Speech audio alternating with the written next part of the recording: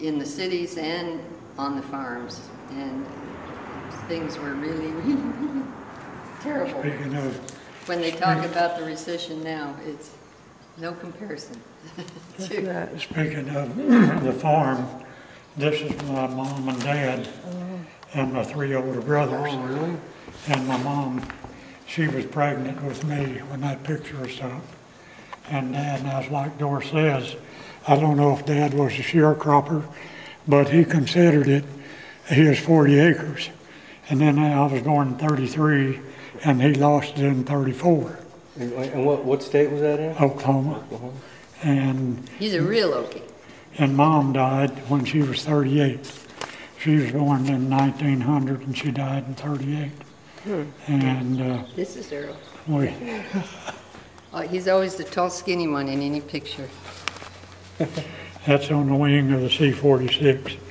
We held her class in that. Here's one of the A-26s.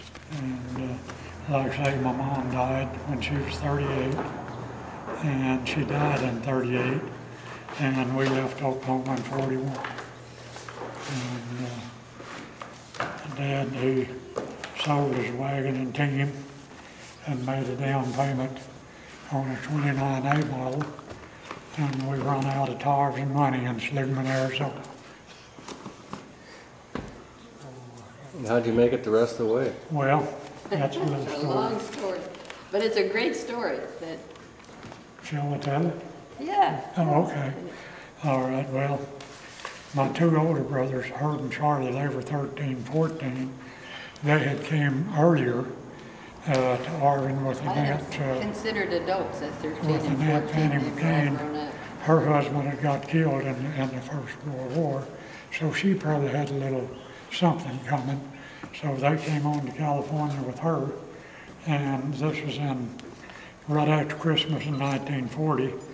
Well, we left, Dad and I and Ray, we left right after New Year's, and Dad bought that away model, and away we come, no license or nothing, you know.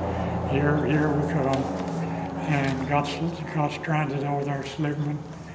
And Dad had a nephew by marriage, the oldest nephew of the family, and old Joe Newby, he was horrible. I mean, he was a bum from the word go. But anyway, Dad had $2.20 in his pocket, and pulled into a little service station, cafe combination, and Dad asked if it was all right to park there. Hey, out there on that high desert, rocks and sagebrush was all it was. And yeah, you can park. Well, old Jewel, when people would come in to get gas, well, he would hit them up for a ride. And we were there for a couple hours, you know, and he came and said, Tom, said, I've got a ride to California, a guy going to San Francisco. I'll get out in Bakersfield and find Charlie and Herbert and tell them where you're at, but I've got to buy my own meal and help him drive. Well, Dad gave him $1 of that $2.20 he had.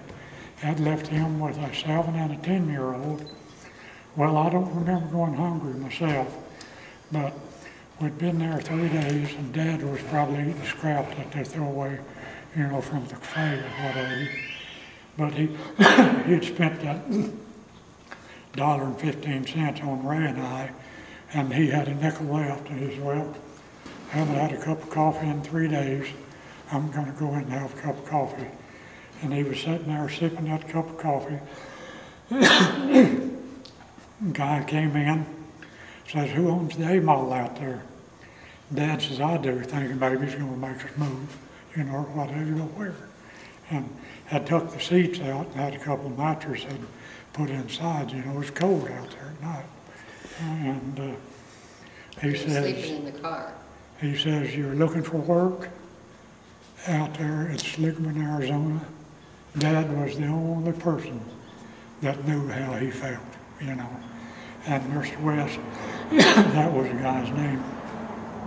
He said, I'll give you $5 a day in room and board. That's like $500 a day today.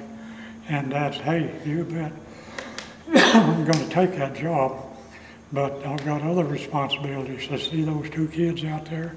They're mine. And they're supposed to, well, I'll room and board all 3 of you and give you $2.50 a day. Boy, we loaded up and used old 34 Plymouth, went 35 miles back up in the mountains there,